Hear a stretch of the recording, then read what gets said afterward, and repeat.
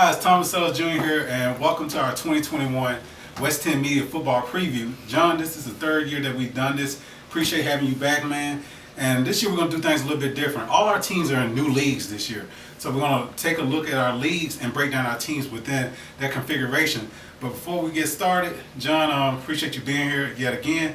And how can people follow you and get in touch with you on your football coverage throughout the season? Yeah, if people want to follow me on Twitter, it's J Sturdivant, J as in Jonathan, STURD as in dog, IVANT, 1985 on Twitter. So he just pretty much gave away his age. And we know you here as Bartlett John because you've been doing stats and following people around there from every type of sport over there. But also you're good. You correspond with John Varlas, a local press writer in this area, Jason Smith and others. So you're a guy that's definitely in the know. That's why we bring you here every year to spew your knowledge. So let's get started. Man, it's good to be back, and appreciate everything that you do for our city as well, because to me, you know, there's really not enough coverage in this area to publicize, you know, high school sports. I mean, there is, but it's just, long story short, it's not the same like it used to be, because there's a lot of deadlines at like a certain time where people had to be posting their articles by 9 o'clock for like a 10 o'clock curfew. You know what I'm saying? Yeah. So it's kind of hard, you know, especially out there right now. So that's one reason I appreciate you and our friendship over the years, because, man, I know it's hard work, especially these days. Yeah. So appreciate everything that you do for our city as well, because there's not enough people like you. You know, so appreciate you. Well, thank you, John. I appreciate those flowers, and I'll send the check later on. Yeah, all right. But thank you for those kind words, man. Well, we're going to start with our private schools, and this year things are different across the state of Tennessee. We know if you look at our state flag, 3 stars for East Tennessee, Middle Tennessee, West Tennessee. And since we're in the Memphis area, that makes us West Tennessee. And our kids will be competing in West Tennessee's region. And we have Division II-A, Division II AA, and Division II AAA. So let's look at Division II Single A. Our teams in there are FACS Crusaders and the Tipton Rosemark Academy Rebels. What do you know about those Crusaders? You know, let's start with FACS. Now they had a down year last year. They were pretty young.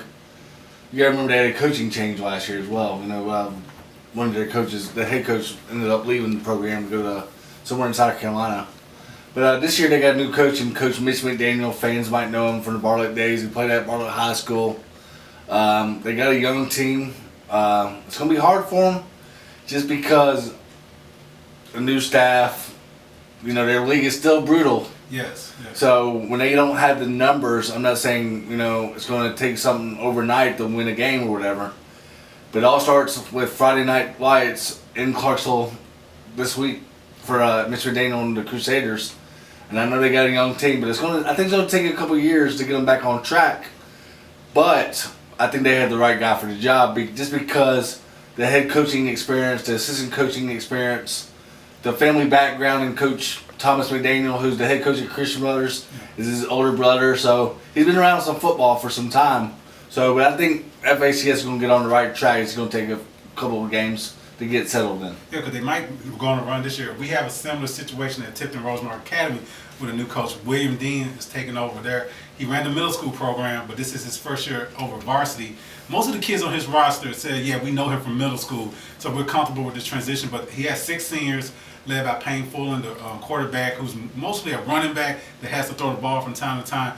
What do you know about those Rebels? Like you said, the coach has been around the program, and hopefully the middle school had done the same thing with the varsity has done over the last couple of years. Because I've always believed in, if you have a middle school football team like Tipton Rosemark and the other middle schools do, like ECS and all them, they should do the same thing that the high school does to get them ready for the high school's football season. That's public or private? Because, public or private. Just because, for example, you know, the private school rule now, 8th graders can play up to varsity. Mm-hmm.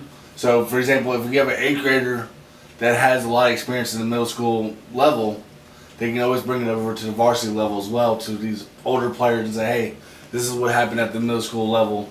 And like you said, they're led by one of their quarterbacks. Hopefully their quarterback will produce this year. Like we talked about with the FACS, their district by far is one of the hardest in the area. So, and also in that league would be Fayette Academy, Hardin Academy, Jackson Christian, USJ, and Trinity Christian. So they don't have to worry about going to Nashville. Now we move up to Division II. Well, you bring that up about USJ and Trinity. You know, Trinity and USJ have always had a good football background history. Yeah. They are the favorites. Yeah, so hopefully these games like Rosemart can get them. I'm not saying, you know, that it's going to hurt them with depth, don't get me wrong.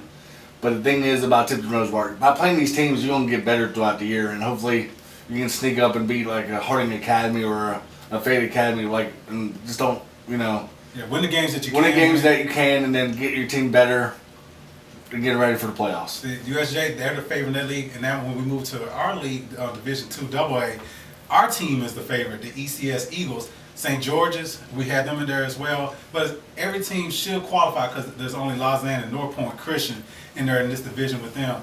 Everybody's picking ECS. Is that the right pick? To be honest with you, I think it is. Okay. They won a state championship, 2 years ago now?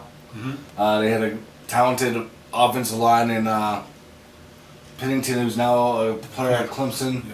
Yeah. They got Coach Adams. You know, he's been in the ECS community for, like 20 plus years because he went to school there. Yeah. They got Greenwood, the running back, one of the top running backs in the city. To me, the key is everybody's going to be staying healthy for ECS. And that's Tucker White, Clayton Garrison. You know, the offensive line is going to be back again. You know, they moved one of their starting tackles moved over to center, and I think they're going to be okay. Like you said, they are the favorites other than Lausanne in that league, and I think, to be honest with you, it's going to be coming down to them too. It's the first spot. Okay. Well, let's talk about Andre Lott's crew over there in St. George's, those Gryphons, how they're shaping up.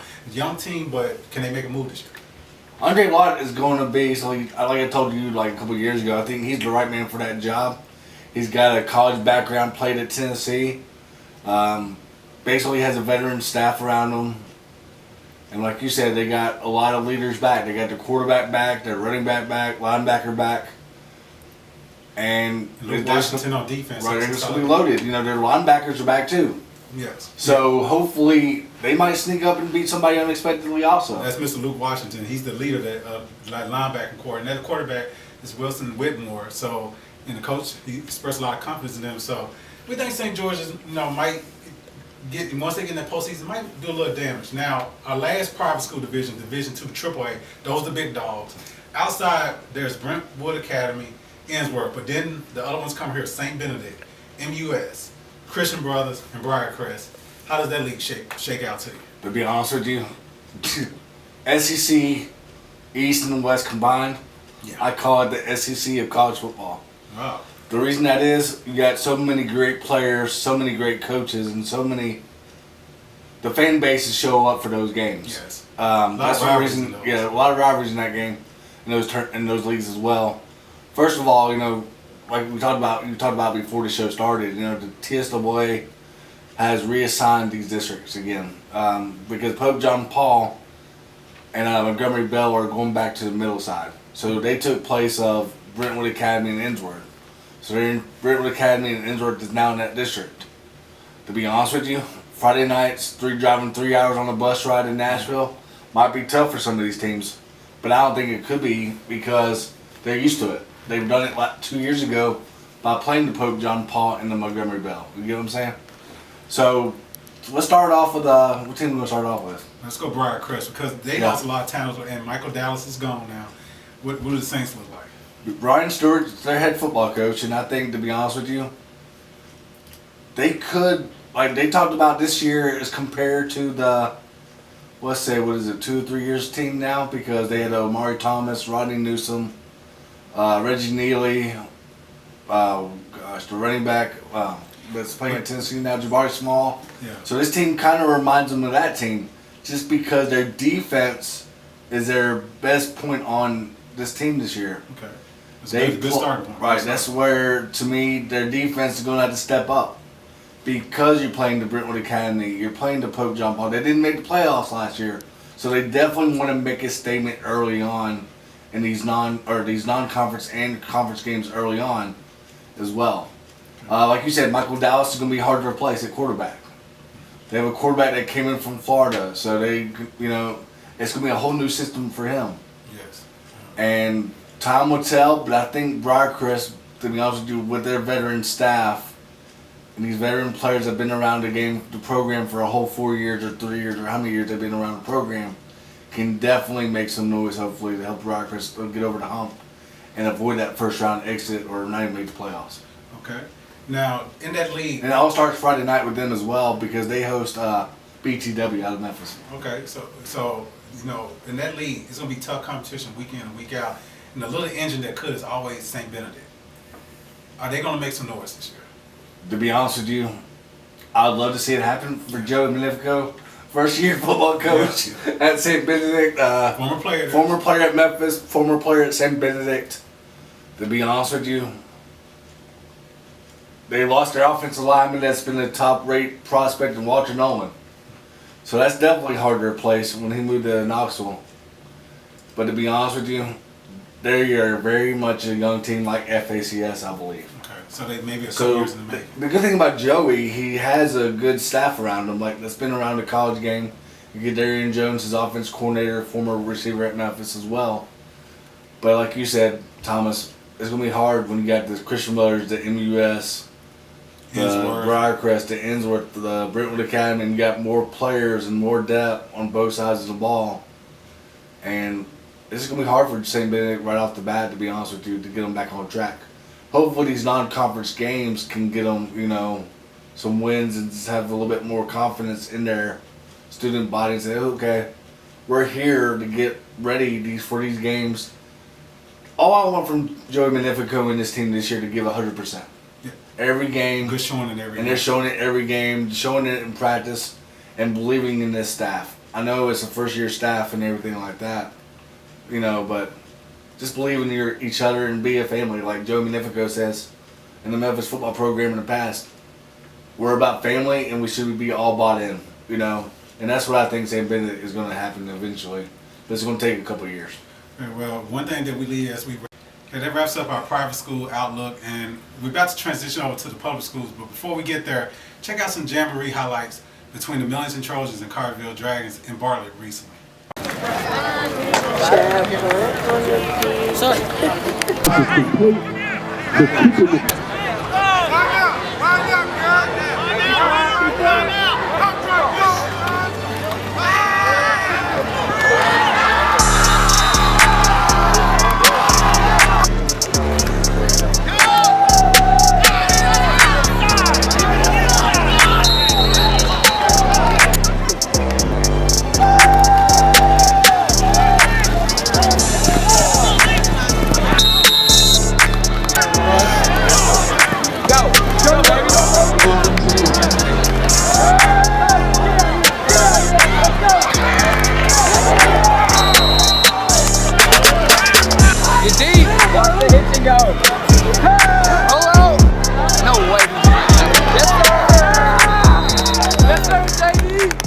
Now, I hope you enjoyed those highlights, and that was a look at the Millington Trojans. And to start our public school outlook, we're going to jump into their new league, which is Region 7-3A.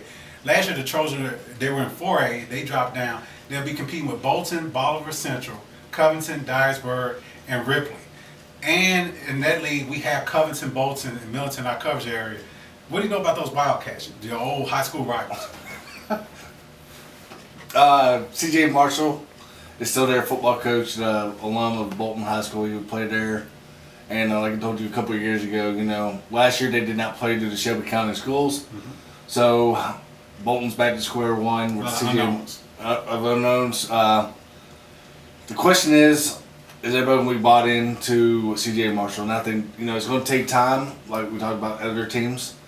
But CJ Marshall is the right man for that job. He's had a college background, he's had a high school background, and his other staff around him have a good background as well. So Bolton, I think, is going to take a learning curve just because there's a lot of unknowns, like you said, with Shelby County schools not playing last year. Maybe some kids left the program to go to other schools as well. You know, the key for them is going to be offensive line play and quarterback play as always. Well, we know who has solid quarterback play, solid running game, offensive line Covington. They're kind of like the favorites along in there with Dyersburg and Ripley. Let's talk about those Chargers up there in Tipton County. They've been the kings of this league, been to the state championship game recently. Talk about J.R. Kirby's crew. Like we talked about with other coaches, you know, J.R. Kirby's got a good background. He's coached at Munford in the years past. and then now he's up Highway 51 to Covington. It all starts with that Covington Muffler game on Thursday, you know? Yes. Which is, if anybody wants to go catch a game on Thursday night, that's the place to go to. Yeah, like you said, you know, in years past, they've always had a decent running game. This year, I think they're going to take no steps back on the running game. Jamari and Dow. So everybody pretty much on the offense is back, and the defense is going to be loaded again this year as well. And Christian Barbie, the linebacker, leads that crew. Can they finally get over that hump and make it back to the state championship? That's the real question. And what they've been running into lately is late in the season, they hit that little lull at the start, 7-0, 8-0. Can they play some good late October football to lead into November? So that Jalen Fain at quarterback was going to have to manage his unit out there and make sure that they're ready. He's going to have to be the home field leader for Kirby. And then last year also, didn't they get stopped by that COVID bug? Yes, it was very. So Very we don't know what they could. unfortunate too, So yeah. we don't know what they could have done in the playoffs last year because they got bit by the pandemic at that time. And looking at the Millington Trojans, no secret as you look back there, I'm the beat writer for the Millington Trojans for West 10 Media. So I'm very well versed in Chris Michael's team. Sophomore quarterback, Mccoy Pugh comes back, made a lot of tremendous strides last year. And he had to do that without a solid running game. And that it's kind of looking that way again this year. They have 4 kids in camp that look like they want to get out there and take that spot to help alleviate and balance the offense. But he has some experienced receivers coming back. So McCoy Pugh, look for him to make some strides in his sophomore year, but he's still a sophomore, so expect that learning curve. Defense, man, they lose Devin Knight, the all-world linebacker there, who was when things went wrong, he just shored up things for them. But their defense is going to be their strong suit this year. What do you know about those Trojans? Like Chris Michael has been there 12 years now, so, and it's good to see him, you know, still lead that program, especially when he, you know, played there as well, I believe. But yeah, like you said, you know, the quarterback is a sophomore, so he's still going to take that learning curve.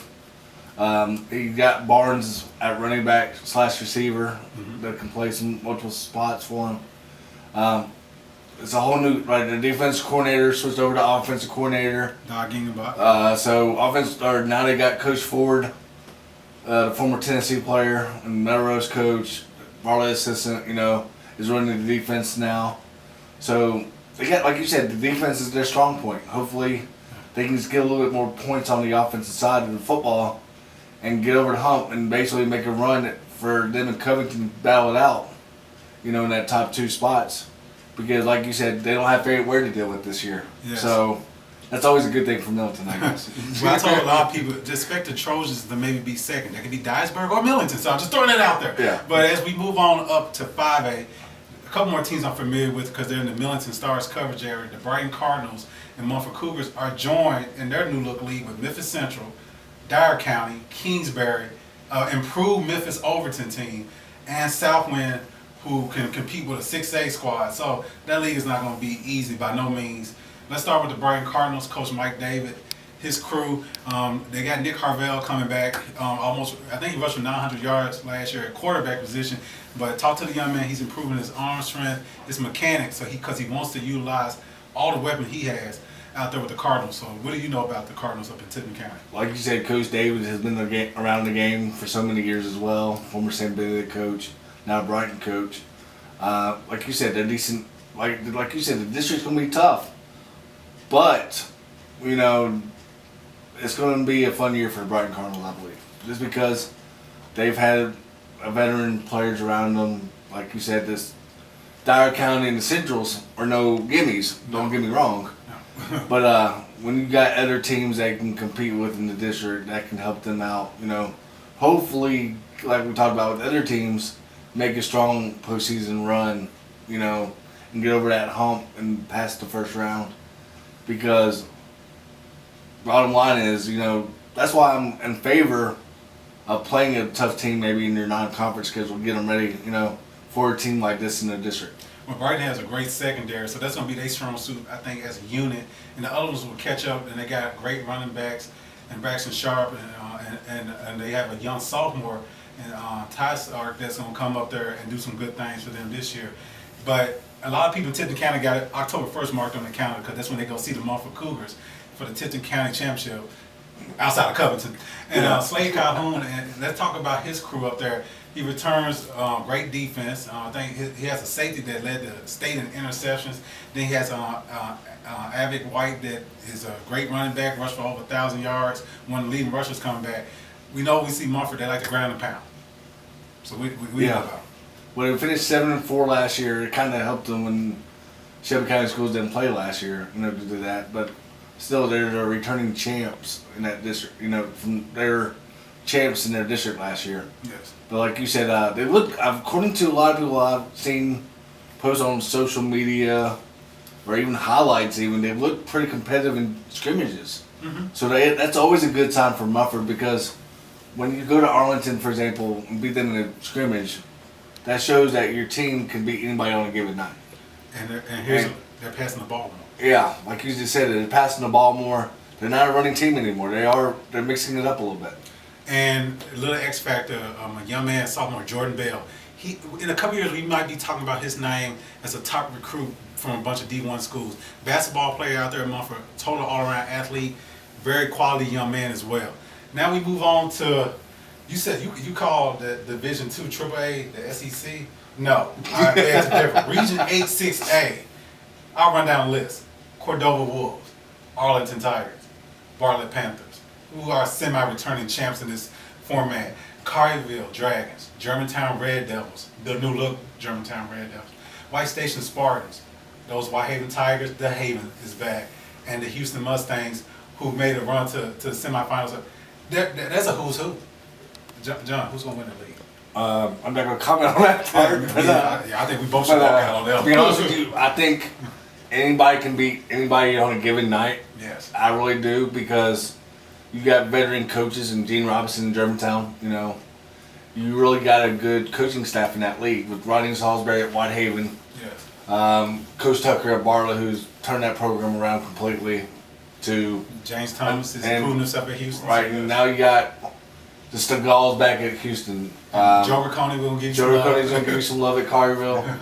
And then anybody can beat anybody on a given night. Arlington's got a new coaching staff as well, and Vic Shivers. And before Coach Wimberly gets mad at us at Cordova. We'll get him. We show him respect too. Okay, continue. But yeah, this is, to me personally, it's anybody can beat anybody on a given night. It's like a couple years ago or it seemed like 10 years ago now. But it seemed like a couple years ago when basically TSAA did not do them any favors as well by playing everybody in that league as well. Because you got to remember, there's 8 teams in that league a couple years ago. It's pretty much a remix of the same teams, in that league again. So anybody can beat anybody on a given night. Top 4, of course, is up for grabs because they all the top 4 make the playoffs. But if I put a gun to your head, John, and you had to pick 4 teams and leave 4 out, off the top of your head, right now, in August, who the 4 teams you see coming out 6A? Oh man, top 4, like any particular order, or just give me 4? I don't want to know who's one. Johnny, who's that 4? Who are those 4 teams, man? Come on. All right, here we go. I guess I'll go with Houston. Okay. Houston because it's the Gall brothers. Okay. Which people, if you're watching this, and any college coaches, please give them an offer. They truly deserve it because they are pretty good for Houston, and they do pretty. They run the ball pretty well. They catch the ball pretty good. They do pretty much a lot of stuff for that program. So give some love to them, because it showed last year in the playoffs and in the regular season. But anyways, let's go with Germantown also. Gene Robinson, the head football coach over there. They're led by Corey Jones. They're running back / linebacker / defensive back, Mr. Everything on that football team. The Michigan commit. Cody Jones and yeah. Marion Claybrooks, okay. So Whitehaven, of course, you got Coach Salisbury out there. Okay. That basically a veteran team that they get to play last year due to Shelby County rules. But I gotta give the Whitehaven some love as well. Okay, the Haven. Okay, you be playing with a chip on the shoulder. Who's your 4th team? Oh man, to be honest with you, that team could be up for grabs. Anybody can beat anybody on a given night. Okay. So I would go with Collierville. I think Collierville could make a strong jump. They got a veteran staff with Coach Riccone. They've always played tough teams year in, year out with that tough schedule to get them ready for their district. And Troy Martin can be this year's Robert Giammo. True, because like you said, running back. they're both the same size. It feels like it's a good comparison. Yeah. Because like you said, he was a good running back for them last year, just like Robert Giammo was for them last year. But hopefully, 6A is gonna be fun to watch in general though, because anybody can beat anybody on a given night. But those are my top four. It's not top four, but those are 4 teams that could make the playoffs. But a team that could surprise people, I'm still gonna go with Bartlett, just because they've had due to graduation, they lost 32 seniors. But the high school program is, the middle school program has been part of the high school program for the last 2 years, because they're pretty much with the same staff day in, day out. Okay, that continuity. So there's continuity. That Bartlett team is going to show. It's going to show when they play Pure Athletics this Friday, when they got Tevin Carter at quarterback for Pure. But I think the non-conference schedule is in their favor as well to get them ready for the 6A teams. Okay, can Arlington, one of the largest schools in Shelby County, can they do something? To be honest with you, it's going to be tough. I think just because Vic Shivers is their new football coach. They lost a lot of seniors as well to that football program. They lost Jake Golday, Mr. Everything, running back, linebacker, tight end. They lost their quarterback, Zach Baker, last year.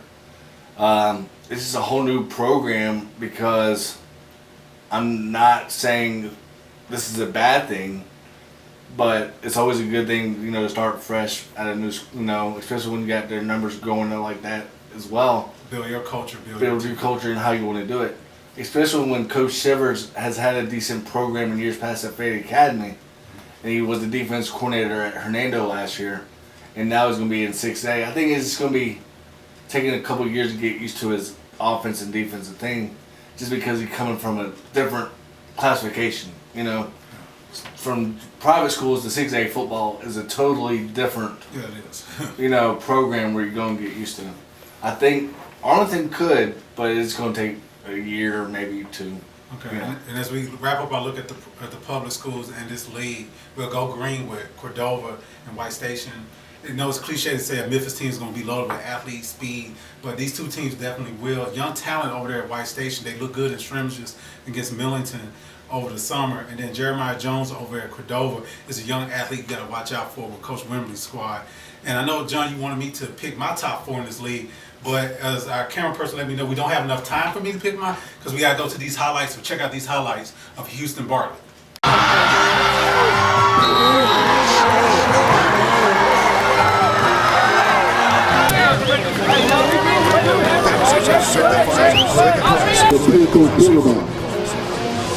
Purchase your tracks today.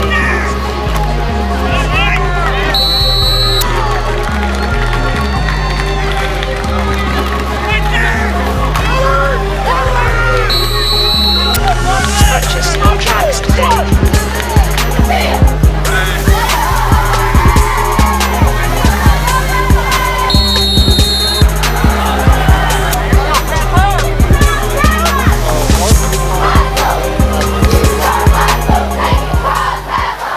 Okay, welcome back, and I hope y'all enjoy those highlights. And we conclude, as we always do, with the unveiling of the West 10 Media Power 10 preseason rankings, which are based on week 1 rankings. And this year we have 19 teams that qualify, because we added Christian Brothers High School and Memphis University School. And because a lot of our kids in our coverage area, from Millington to Germantown to Bartlett, they go to that school. So a couple parents called up here, their kids are signing, we have to go do the story. So we're like, hey, those 2 good quality programs, so we should include them in our Power 10 to shake up the rankings a little bit. So we're going to start with number 10 and conclude at number 1. And John is going to give me his thumbs up, thumbs down approval, and he might chime in with a word or 2. So let's see. At number 10, the Bartlett Panthers. They're returning champions. They have they graduate a whole lot of kids, but like you said, John, Coach Tucker has a good program over there. It's a real program. He's a good Christian man with Christian values, and you can see it permeate from top to bottom. So they're a good team on the field, and they can run. We know that. But how would the passing game be?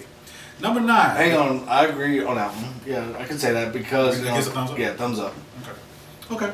Number 9, the Briarcrest Saints. Let's do another thumbs up, just because we got a lot of uncertainty at certain spots on offense. But they have enough quality where, hey, they might upset some teams in that league. Tough league. but they still can make some noise. Number 8, the Collierville Dragons. Thumbs up. I'm expecting some good things from them this year, and they got a freshman that, if emergency comes to it, who can get in there and play today. So good quality from top to bottom. And Troy Martin, watch out for him this year. Number 7, the Houston Mustangs. You're kind of wavering on that one. Do I got ranked too high? Too high? I think they're okay where they're That's at. good. Just because, like you said, defense is going to be their main stopping grounds. Hopefully, they can stop a lot more people on defense. And you can plug Will and Ben in wherever you want. Yeah. And hey, once again, y'all get them a look out there at those colleges. Number 6, team that I wouldn't have ranked last year, but I feel good about ranking them this year. The Germantown Red Devils. Tend to agree just because they got a lot of veteran players around, Coach Robinson. And a proven coach that knows how to win. Okay. A young coach in Gene Robinson, but he's a veteran winner, like you said. And family lineage. He is the 3rd. Okay, top 5 time.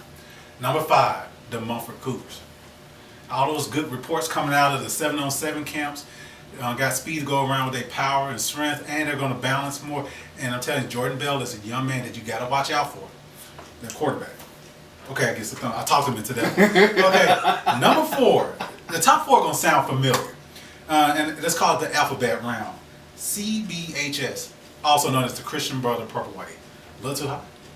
I think they should be, to be honest with you, a little bit more higher. Oh, so I ranked them too low. Okay. Yeah. Okay, wow. Okay, well. And I'll say why. Why? Real quick. Just because I think, to be honest with you, Thomas McDaniel's a veteran coach. He's been around the game so many years. And their quarterback play is back. They got a familiar name in Aaron Hayden's son and Dallin Hayden, who's coming to the real the Ohio State University Buckeyes. So I think personally, when you got Dallin Hayden, that Hayden family, that's been around the game for so many years, I think it could be basically a stopping point where you got, and then you got the offensive lineman Patrick Cook, that's going to Arkansas. That's why I felt confident in my number 4, but you made it sound like I should have had number 1, but okay. But no, that's number 1. I'm just talking like your top 4 other than number 4. Okay. But I just think, hopefully Crusaders can get over that hump as well and make some noise in the playoffs. But as we always know, it's where you finish, not where you start. Okay, number 3, another team that kind of dressed similar to them, CHS, Covington High School, the Chargers. I can agree on that. Okay. Great proven running game, and Jared Kirby does an excellent job up there. Number 2, the Owls of MUS. That's where I could switch Crusaders with MUS. Okay. Because MUS, I think, they got a new coaching staff over there as well with Coach Austin. And then, like you said, they got a lot of uncertainties on defense. I think they only returned 1 starter on defense. Okay. So me personally, I'm gonna take offense all day on the football field rather than not that much experience on the defense side of football. Okay, I got you. And hey, they play each other, so this was settled. Yeah. Who should have been ranked where? And number 1, because if you're out there wondering, he hadn't mentioned the Ecs Eagles, because they're number 1 coming into our preseason ranking. They're the clear on favorites in their league. They have a tough schedule, but they can be favored to win in every one of those games. In the last 2 years, man, Coach Trey, what he's been doing out there with that program, do I get a thumbs up on my number? Oh, absolutely. Just because, like you said, Coach Adams, he's a state champion. They won a state championship 2 years ago. They got a good running back in Greenwood. They got a veteran offensive lineman. They got good defense. Good defense. And I think, like you said, it's going to be a tough schedule early on. We got Innsworth coming to town on a Friday night this week. But these non-conference games get you ready for the postseason and, the regular season with these tough districts as well. And then they got Trinity the week after. But kudos to all teams, this year. It's going to be a fun year. And best of luck, and let's stay safe out there. Let's do what we need to do, mask up, vaccinations, whatever it might be, so these kids can get out there in a safe environment, enjoy these games, and let's be responsible out there when we go to watch these games. But looking forward to and stay dehydrated too. Or stay hydrated so you don't get dehydrated. So and then when it comes to the cold games, bring your hand warmers and all that, because it's a long season. It's a short season, but it's a long season. So we'll see who's standing in November and possibly playing that first weekend in December up in, is it Cookeville again? No, it's in Chattanooga, I believe. Chattanooga. So that's we'll do some research just to make sure, but wherever it's at. But that first weekend in December, hopefully some of the teams that we talked about today will be making it there. We wish y'all the best of luck, and we want to thank Taliyah Chalmers, our our ace camera person that she get ready. Our producer. She's gonna get ready to check out some of the games that she goes to the University of Memphis and everything like that. So it's a team effort here at West 10 Media. Kevin Luter, man, we thank you, man. Bill Sorrell, we thank you, John, as usual. We thank you, Theron Malone. It's so many people that help, and we appreciate it. So enjoy the season because we're gonna bring you that coverage.